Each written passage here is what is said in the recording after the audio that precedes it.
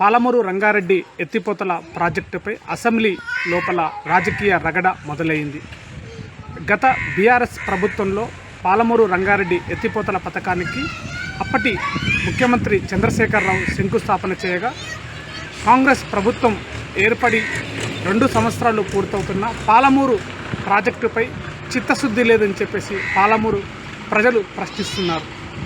మరోవైపు పాలమూరు రంగారెడ్డి ప్రాజెక్టుపై గత ప్రభుత్వము 90% పనులు పూర్తి చేసిందని బీఆర్ఎస్ చెప్పుకుంటుంది.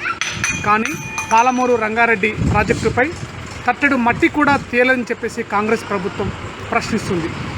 మరోవైపు మహబూబ్నగర్ ఎంపీ డీకే అరుణ పాలమూరు రంగారెడ్డి ప్రాజెక్టుపై 2 పార్టీలకు చిత్తశుద్ధి లేదని చెప్పేసి ప్రశ్నించాయి.